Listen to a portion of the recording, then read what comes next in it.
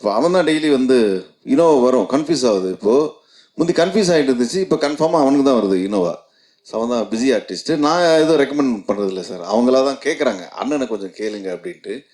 நான் தான் கொஞ்சம் இந்த ரெமிண்டேஷன் சைட்லலாம் கொஞ்சம் கம்மி பண்ணி பேசிகிட்டு இருக்கேன் அவங்க கூட. அது மாதிரி ஜான் விஜய் சார் சொன்ன மாதிரி நீங்கள் ஜான் விஜய் சார்லாம் இருந்தாங்கன்னா இந்த ரூபா காயினை கீழே போட்டு பசங்களை பார்க்க சொல்கிறது, டபுள் மீனிங் இதெல்லாம் இல்லைன்னா எங்களை மாதிரி ரசிகர்களுக்கு ஏமாற்றம் ஆகிடாது. அது இல்லையே, நான் அந்த மாதிரி எதுவும் பண்ணதில்லை. சரி சார், நெக்ஸ்ட்டு இதுக்காக அடுத்து சரி இப்போ ஏதாவது ஒன்று சொல்லுங்கள். இந்த ரூபா காயின் இல்லை, இப்போ யாருமே ரூபா காயின்லாம் யூஸ் பண்ணுறதில்லண்ணே, எல்லாம் ஜிபே, அதனால பிரச்சனை கிடையாது எங்களுக்கு. சார் டேரக்டர் சார், நீங்கள் கே ராஜேஸ்வர் அவர் அவ்வளோ பெரிய டேரக்டர். அமரன் ஒரு படம் போதும் சாருக்கு, ஆனால் பல படங்கள் பண்ணியிருக்காரு. ஆனால் உங்களுக்கு எதுக்கு ஒரு துணை, ஏன் சிங்கிளாக பண்ணல? இல்லை சார், ரெட்டை இயக்குனர் என்ன கான்செப்ட்? ஆமாம், இவர் என்னோட பெரியமா பையன் தான், என்னோட தம்பி தான் அவர். நான் வந்துட்டு ஒரு 8 வருஷமாக 10 வருஷமாக அட்வர்டைஸ்மெண்ட்ஸ் பண்ணிருக்கேன். அந்த ஆடு காலத்துலேருந்தே 2 பேரும் ஒன்றா தான் பண்ணிருக்கோம். ஸோ அப்போதுலேருந்தே நாங்கள் ஒன்றா அப்படியே இது பண்ணதுனால தான். ஆமாம், விட்டு கொடுக்கூடாது. Correct sir. ஆமாம், மேபி ஒரு நாளைக்கு நான் வேணா தனியாக பண்ணலாம், அவர் தனியாக பண்ணலாம். பட் இப்போதைக்கு ஒன்றா தான் பயணிக்கிறோம். ஜான் விஜய் சார், நீங்கள் வரும்போதே கண்டென்ட் கொடுக்க போகிறேன் அப்படின்னு சொல்லிட்டு வந்தீங்க. இவ்வளோ பேர் மேடையில் இருக்கும்போது யார் நடிப்பையும் பாராட்டல. நீங்கள் ஹீரோ கூட மூக்கு அப்படி சொல்லிட்டீங்க. மணிகண்டன் வந்து நடிப்பு அருமையாக நடிச்சிருக்காரு, பிரமாதமாக நடிச்சிருக்காருங்க. ஐஸ்வர்யா ராஜேஷ் சொல்லி தான் நீங்கள் பேசிட்டீங்களா வரும்போதே ஃபோன் பண்ணி, என் தம்பியை கலை அண்ணன் சொல்லுங்க அப்படின்னு? இல்லை சார், ஒரு நல்ல நடிகனுக்கு ஒரு நடிகனை பார்த்தா உடனே ஐடென்டிஃபை பண்ணுறது ஈஸியாக ஐடென்டிஃபை பண்ணிடலாம் சார். இல்லை, மூக்கை பற்றி பேசிட்டோன்னா நிறைய பேசலாம் சார். அதுக்கு வேறு கேள்வி கேட்டிங்கன்னா நான் பதில் சொல்லுவேன் சார். ஐஸ்வர்யா ராஜேஷும் வந்து எனக்கு ரொம்ப வருஷமாக தெரியும். அவங்கள very hard working person, and whatever she is today, she is made it by her hard work. I will always appreciate that, because நாங்களாம் அந்த மாதிரி தான் சார், கஷ்டப்பட்டு வாழ்க்கையில் வந்தவங்க சார். எங்களுக்கு கண்டென்ட் கொடுக்கணுன்னு ரொம்ப பிடிக்கும் சார். அதுதான் நாங்கள் குட் ஆக்டர்ஸாக இருக்கோம் சார். கைத்தட்டுங்க sir please sir. Thank you sir. அது இல்லையா, உங்கள்கிட்ட கேட்குறோம். ஒரு மூக்கு இதை பற்றி சொன்னனால ரொம்ப நாளாக உங்களை பற்றி ஒரு நெட்டில் இதுலலாம் வருது. நீங்கள் வந்து பிளாஸ்டிக் சர்ஜரி பண்ணிட்டீங்க, ஒரு ஹாலிவுட் மாதிரி இது மாதிரி. அது உண்மையா பொய்யா?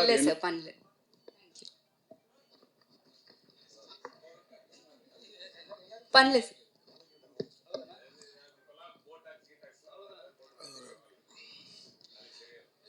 சார் மனோஜ் சார், ஒரு கொஸ்டின். 8 வருஷம் அந்த கதையை நீங்கள் பல நிறுவனங்களில் இருந்திருக்கீங்க. 8 வருஷம் கழிச்சு இந்த ப்ரொடியூசரை டைரக்டருக்கு ரெஃபர் பண்ண காரணம்? ஒன்றும் இல்லைங்க, இது வந்து இந்த 8 வருஷம் எந்த ப்ரொடக்ஷன் கம்பெனி, எத்தனை ப்ரொடக்ஷன் கம்பெனி, இதை தூக்கி வச்சுருங்க. ஓகே, நீங்கள் ஒரு நல்ல புத்தகத்தை படிச்சிங்கன்னா உங்களுக்கு வந்து அந்த புத்தகம் வந்து உங்களோட உங்கள் லைஃப்பில் சேர்ந்து ட்ராவல் ஆகும். கரெக்டாக?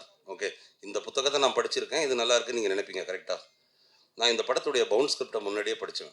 ஓகே, நான் வந்து என்னுடைய ஸ்டைல் என்னென்னா, நான் வந்து கதை கேட்டால் ஏனோ தானோன்னு கேட்கணுங்கிறதுக்காக கேட்க மாட்டேன். ஓகே, ஒரு கதை எனக்கு எடுபடலைன்னா கூட யாரோ ஒருத்தங்க நான் உங்களுக்கு கதை சொல்லியிருக்கேன்னு சொல்லும்போது, இந்த கதையை இதைத்தானே சொன்னீங்கன்னு ஏதோ எனக்கு வந்து அது கோர்வையாக சொல்ல எனக்கு வந்து தெரியும். ஓகே, இந்த கதை என்னுடைய மனசில் வந்து நல்லாவே பதிஞ்சிருந்துச்சு. இது எப்போ இது வந்து படமாக எடுக்கப்பட்டாலும் அந்த காலகட்டத்துக்கு ஏற்ப ஓகே அது வந்து கரெக்டாக இருக்கும் அப்படிங்கிற நம்பிக்கை எனக்கு இருந்துச்சு. அது என் மைண்டில் பதிஞ்சிருச்சு. நான் வந்து ஒரு புது கம்பெனியில் இது பண்ணுறேன். என்னோட ப்ரொடியூசர் என்ன கேட்பாரு, ஓகே சரி ரைட்டு, நீங்கள் வந்து இது வரைக்கும் உங்களுடைய எக்ஸ்பீரியன்ஸில் நீங்கள் வந்து கேட்ட கதைகளில் இது பண்ணதில் என்னெல்லாம் நல்லா இருக்குன்னு நீங்கள் வந்து ஃபீல் பண்ணுறீங்கன்னு சொல்லும்போது அதில் எனக்கு ஞாபகம் வந்த கதைகளில் இது ஒன்று. இன்னொன்று அதுக்கு வந்து இன்னொரு ஒரு ஒரு ஒரு இதுவும் இருக்குது. இப்போ நான் சொன்னேங்கிறதுக்காகலாம் யாரும் கதை படம் எடுத்துகிற போகிறது கிடையாது. ஓகே, அது என்னுடைய ப்ரொடியூசருக்கு பிடிக்கணும். ஓகே, அவர் இன்னொரு 4 பேர்கிட்ட இப்படி ஒரு கதை இருக்குது அப்படின்னு கேட்டிருக்கலாம். அவங்க ஓகே ஃபைன் அது நல்லா இருக்குன்னு சொல்லணும். இது எல்லாருமே சேர்ந்து ஆஹா இந்த கதை நல்லா இருக்குன்னு எல்லாரும் சேர்ந்து என்டாஸ் பண்ணது தான். அது என்கிட்ட முதல்ல வந்துச்சு. அதை வந்து ஒரு நல்ல கம்பெனியுடைய வெற்றிக்கு நல்ல கதையை ஐடென்டிஃபை பண்ணி கொடுக்க வேண்டியது வந்து எங்கள் எல்லாருக்கும் ஒரு கடமை. அது இந்த கதை என்கிட்ட வந்துச்சு, நான் அனுப்பிவிட்டேன். அவ்வளோ சார். மனோஜ் சார், உங்களுக்கு தான் இங்கே சார், பிடிஜியோட முதல் படம் இது. இதுக்கு அடுத்த படம் ரிலீஸ் ஆகிடுச்சு. ஏன் சார் இந்த தாமதம்? ஏன்னா பிடிஜி மாதிரி பெரிய கம்பெனிஸ்க்கு ரிலீஸ் பெரிய இஷ்யூ கிடையாது. எனக்கு கிளியராக புரியல, சொல்லுங்க தெரியும். இல்லை சார், பிடிஜியோட முதல் படம் இதுதான் ப்ராக்டிக்கலாக. அப்புறம் தான் 2வது படம் தான் டிமார்டி காலனி வந்தது. அது ரிலீஸில் ஃபஸ்ட்டு வந்துருச்சு. ஏந்துட்டு அதை நான் ரொம்ப சிம்பிளாக சொல்கிறேன். டிமார்டி காலனி 2 வந்து ஓகே, முன்கூட்டியே ஆரம்பிக்கப்பட்ட ஒரு படம். அது வேற ஒருத்தங்க ஆரம்பித்து அவங்க ப்ரொடியூஸ் பண்ணிக்கிட்டு இருந்த படம். அந்த படத்தை நாங்கள் வந்து டேக் ஓவர் பண்ணோம். ஓகே, அதுவும் ஹாஃப்வே த்ரூ அதை வந்து டேக் ஓவர் பண்ணோம். அதனால் இந்த படம் வந்து ஆரம்ப கட்டத்தில் இருந்து நம்ம வந்து ஆஃபீஸ் போட்டு நம்ம ப்ரீ ப்ரொடக்ஷன் பண்ணி ஷூட் பண்ணி அதுக்கப்புறம் போஸ்ட் ப்ரொடக்ஷனுக்கு என்டர் பண்ணோம். அதனால் இதோடைய டைம் ஃப்ரேமை பார்த்தீங்கன்னா இந்த டைம் ஃப்ரேம் கரெக்டு தான். ஓகே, நீங்கள் ஒருவேளை நினச்சிட்டு இருந்திருக்கலாம் இது டிமாண்டி அதுக்கப்புறம் ஆரம்பித்த படம்ட்டு. கிடையாது. Demonte was already started by somebody else much before this movie. Sir உங்களுக்கு தான் சார். நீங்கள் ஸ்டேஜில் பேசும்போது ஒரு வருத்தப்பட்டீங்க. எல்லாருமே என் மேலே தான் குறை சொல்கிறாங்க, ஆனால் ஆர்டிஸ்ட்லாம் இதில் தான் உட்காந்துருந்தாங்கன்ட்டு. யார் மேலே வந்து முக்கியமாக ஒரு விஷயம் சொல்ல வர்றீங்க? ஏன்னா சில பேர் காமெடி பண்ணுவாங்க, சில பேர் வந்து உங்களை கஷ்டப்படுத்தியிருப்பாங்க. எங்களை யாருமே கஷ்டப்படுத்தலை. இவங்களுமே ஓகே அவங்க அப்படின்னு சொன்னதும் அதுவும் ஒரு காமெடி தான். நாங்கள் பதிலுக்கு இவங்க தான் சொன்னதும் ஒரு காமெடி தான். அதை நான் இன்னொன்று சொல்கிறேன். ஓகே, இதில் சார்ந்தவங்க எல்லாம் இங்கே வந்து உட்காந்துருக்கோம்ல, எங்களுக்குள்ள சீரியஸாக ஏதாவது நடக்கிறதுக்கு வாய்ப்பே கிடையாதுங்க. ஓகே, இவர்கிட்ட சீரியஸ் ஆக முடியாது, இவர் என்கிட்ட சீரியஸ் ஆக முடியாது. எல்லாருமே ரொம்ப க்ளோஸ் ஃப்ரெண்ட்ஸ். நாங்கள் வந்து என்ன பண்ணாலும் வேலைன்னு வரும்போது அது வேலையாக கரெக்டாக இருக்கும். ஃபன்னி இப்போ இவங்கெல்லாம் வந்து இப்போ வந்து ப்ரொடியூசரை மீட் பண்ணும்போதும் அது செட்டில் இருக்கும்போது ஒன்று, மற்ற நேரத்தில் பார்க்கும்போது இவங்க ப்ரொடியூசர் ஓகே எல்லாரும் பயங்கரமாக ஜெல்லாவாங்க, எல்லாரும் சேர்ந்து பயங்கரமாக ஜோக் அடித்து பேசிகிட்டு இருப்பாங்க. இந்த பட்டாளத்துடைய அட்வான்டேஜே அதுதான். ஓகே, ஒரு ஈகோ இல்லாத யாரையும் குறை சொல்லாத ஒரு கூட்டம். அது கடைசி வரைக்கும் அப்படியே இருக்கும். ஜான் சார், இதுக்கு நான் ஒன்று சொல்லிடுறேன் பிரதர். என்னன்னா இந்த ஹெட் மாஸ்டருக்கு கரெக்டாக தெரியும் நல்ல ஸ்டூடெண்ட் யாருன்னு. அவங்கள மட்டும் கூட வச்சு படம் எடுத்திருக்காரு. அதனால் அவர் என்ன சொன்னாலும் நாங்கள் செஞ்சு தான் ஆகணும். வெளியில் போய் ஹெட் மாஸ்டரை பற்றி கோவமாக பேசுகிறது, இந்த பாத்ரூமில் எழுதி வைக்கிறதுலாம் நாங்கள் எழுதி வைப்போம். இருந்தாலும் அவர் சொல்கிறத கேட்டு நாங்கள் கரெக்டாக பண்ணால் தான் நாங்கள் வாழ்க்கையில் முன்னேற முடியும். நல்ல ப்ரொடியூசர், எங்களுக்கு ரொம்ப சந்தோஷம் அவரோட நாங்கள் ஒர்க் பண்ணுறதுல. சார் அந்த மூக்கு மேட்ரு சொன்னீங்க. தமிழ் இண்டஸ்ட்ரியில் பார்த்தீங்கன்னா ரஜினி சாருக்கும் அது மாதிரி தான் இருக்கும். நம்ம நீங்கள் சொன்னீங்க தெரியுங்களா, ஒரு ஆக்டர் அவங்களுக்கும் இவருக்கும். ஏன் வந்து நாசர் சார் சொன்னீங்க? Comeback again. ரஜினி சாருக்கும் அப்படி தான் இருக்கும், உங்களுக்கும் அப்படி தான் இருக்குது மூக்கு மேட்ரு. எனக்கு இல்லைங்க, மூக்கு அவருக்குங்க. அவருக்கும் நான் சொல்கிறேன், உங்களுக்கும் அப்படி தான் இருக்குது. இல்லை என் மூக்கு அவர் மூக்கு கம்பேர் பண்ணும்போது என் மூக்குலாம் யூஸே பண்ண முடியாது. நிறையவே ட்ரை பண்ணி பார்த்துருக்கேன். அவர்கிட்ட கேட்டு பாருங்க நடிப்புக்கு. டேரக்டர் சார், சார் நீங்கள் ஏதாவது டேரக்டர்கிட்ட ஒர்க் பண்ணியிருக்கீங்களா? நீங்கள் பேசும்போது நைட்டாக கண்ணு மூடி பார்த்தா நான் மிஸ்கின் சார் வாய்ஸ் வருது சொல்லியிருக்காங்களா? இல்லை, யாரும் சொன்னதில்லை. அது ஆக்சுவலி இது வரைக்கும் சொன்னதே கிடையாது. நான் பேசுறது பார்த்தா மிஸ்கின் சார் மாதிரி இருக்கு அப்படின்னாங்க. இல்லை சார், அது யாரும் சொன்னது கிடையாது. பட் நான் யார்கிட்டையும் டைரக்டராக ஒர்க் பண்ணது கிடையாது. நான் ஒரு அசிஸ்டன்ட் கேமராமேனாக இருந்திருக்கேன் மேக்ஸிமம். அதுக்கப்புறமா அஃப்கோர்ஸ் அப்பா இருக்காரு. ஸோ அப்பா கிட்ட இருந்துட்டு எல்லாம் கற்றுக்கிட்டது தான். சார் ஒரு கதைக்கு ஏன் சார் 8 வருஷமான காத்திருப்பு? அந்த காத்திருப்போட வழி என்ன? இல்லை, 8 வருஷமாக நான் இந்த கதை எழுதி நான் சொல்லி அது வெயிட் பண்ணிட்டு இருக்கும்போது நான் அடுத்த சான்ஸ்லாம் நான் பண்ணிருக்கேன். அடுத்த கதைகள், அடுத்த விஷயங்கள். இப்போ இன்ஃபேக்ட் இந்த கதை வெயிட்டிங்கில் இருக்கும்போது தான் நான் வைபவ் சாரை மீட் பண்ணுறேன். இன்னொரு வெப் சீரிஸ் ஒன்று பண்ணலாம் அப்படின்னு சொல்லிட்டு. ஸோ இதை மாத்திரம் வச்சுக்கிட்டு நான் உட்காந்துல அடுத்தடுத்து கதைகள்லாம் எழுதி தான் இருக்கோம். பட் இது என்னமோ 8 வருஷம் ஆயிடுச்சு, அவ்வளோதான், வேறு எதுவுமே கிடையாது. சார் டேரக்டர் சார் இங்கே பேங்க் ராபரிங்கிறது தமிழ் சினிமாவுக்கு புதுசு கிடையாது, வங்கி கொள்ளைங்கிறது கிடையாது. ஆமாம், அந்த படங்கள்லாம் இல்லாமல் இதில் என்ன டிஃப்ரெண்ட் பண்ணியிருக்கீங்க? என்னன்னா நம்மளோட படம் வந்துட்டு பேங்க் ராபரி வந்துட்டு இப்போ போகிறோம் ஒரு பேங்க் ராபரி, அந்த இடத்துல வந்துட்டு ஒரு ஸ்டாண்ட் அவுட் இருக்குது, போலீஸ் வராங்க, அந்த மாதிரி இல்லாமல் பேங்க் ராபரி பண்ணுறதுக்கு உண்டான ப்ராசஸ் தான் நம்ம படமே.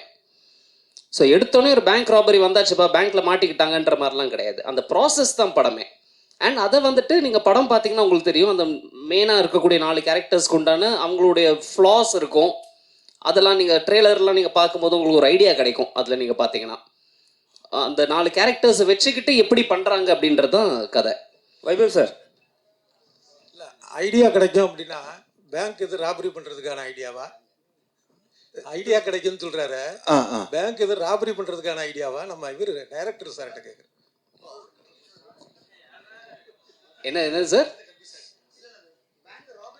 பேங்க் ராபரி பற்றி சொன்னீங்க, ரொம்ப சுவாரஸ்யமாக இருந்தது. ஆமாம் சார், இதை பார்த்தாலே ஐடியாலாம் கிடைக்கும் அப்படின்னீங்க. ஒருவேளை வந்து ராபரி பண்ணுறதுக்கான ஐடியாக்கள்லாம் கிடைக்கிற அளவுக்கு இருக்குமா? இருக்காது சார், அந்த மாதிரிலாம் எதுவுமே இருக்காது, கண்டிப்பாக இருக்காது. இருக்குங்க கட்டாயமாக. படமே அதுதான். அது எப்படி ஐடியா இல்லாமல் பேங்கை ராப் பண்ண முடியும் சொல்லுங்கள். ஆனால் ராப் பண்ணுறோமா இல்லையான்றது தான் படம். அதை நீங்கள் பார்த்தா தான் உங்களுக்கு தெரியும். வைபவ் சார், நீங்கள் இந்த படத்தில் இருக்கிறதெல்லாம் ஃபாலோ பண்ணுங்கள். வைபவ் வந்து ஒரு கமெண்ட் விடுவார், அந்த ட்ரெய்லர்லேயே நீங்கள் வந்து பார்த்துருப்பீங்க, உங்களை வச்சுக்கிட்டு ஒரு பவர் பேங்கை கூட திருட முடியாதுன்ட்டு. ஸோ இந்த படத்தில் இருக்கிற ஐடியாஸ் எல்லாம் ஃபாலோ பண்ணீங்கன்னா அதுதான் ரிசல்ட். பவர் பேங்கை கூட திருட முடியாது. அதனால் பேங்க்கெல்லாம் ரொம்ப பாதுகாப்பாகவே இருக்கும், கவலைப்படாது. சார் வைபவ் சார், எப்பவுமே உங்களோட இது வந்து ஏபிசி சென்டர், உங்களுக்கு எது பிடிச்ச சென்டர்? ஏன்னா நீங்கள் வந்து படம் சொல்லும் போது சில விஷயம் சொல்லியிருக்கீங்க, எனக்கு வந்து பி சென்டர் தானே நான் அடிச்சு காலி பண்ணிட்டு போவேன்ட்டு. இது வந்து ஆமாம், அந்த ஒரு படத்துலேயே சொல்லியிருக்கீங்க. புரியல. வெங்கட் பிரபு படத்துல ஒரு லாஸ்ட் சீன்ல வந்து கடத்தின் போவார் ஜெய். ஓகே ஓகே சரிங்களா, அந்த சீன்ல வந்து நீங்க சொல்லியிருப்பீங்க. ஸோ இப்போ எப்படி தோணுது உங்களுக்கு? ஏபிசி எல்லா சென்டரும் ட்ரை தான் ஒன்றும் பண்ணியிருக்கோம். அட்லீஸ்ட் நல்ல ஏல எல்லாம் வந்து நல்ல மரியாதை இருக்கு. பியில் நெக்ஸ்ட்டு இந்த படத்து வழியாக வந்துடும். அது நம்பிக்கை இருக்கா உங்க மேல? இருக்குங்க, நம்பிக்கை தான் வாழ்க்கை. எங்க நம்பிக்கை தான் வாழ்க்கை, என்ன சொல்றதுன்னு தெரியல. வைபவ் சார், நீங்கள் நல்லா சுரங்கம் தோணுனீங்க. ஆனால் அண்ணன் தண்ணி அடிச்சுட்டே ஜாலி பண்ணிட்டு இருந்தார். என்ன அவருக்கு சேர்த்து நீங்கள் தோணுனீங்களா சுரங்கத்தை? ஆமாம், அவனுக்கு சேர்ந்து பண்ண இந்த படத்தில் பார்த்தீங்கன்னா சென்னை சிட்டி கேங்ஸ்டர்ஸில் வந்து அவன் அப்படி தான் இருப்பான் லைட்டாக எப்பயுமே. அவன் பேர் இது இருக்கு, என்னது, குடிக்குமார் அப்படின்ட்டு. நல்லா பண்ணியிருப்பான், நல்ல ஆக்டர் ஆகிட்டான். அதாவது பெருமையான விஷயம். ஜென்ரலாக அண்ணன் சினிமாவுக்கு வந்து அதுக்கப்புறம் தான் வந்து தம்பி வர்றது அந்த மாதிரி இருக்குல்ல. இப்போ தம்பி வந்து அண்ணன் வரான் சினிமாவுக்கு, அவன் டெய்லி ஷூட்டிங் போகிறான்னு நினைக்கும் போது எனக்கு ரொம்ப பெருமையாக இருக்குது.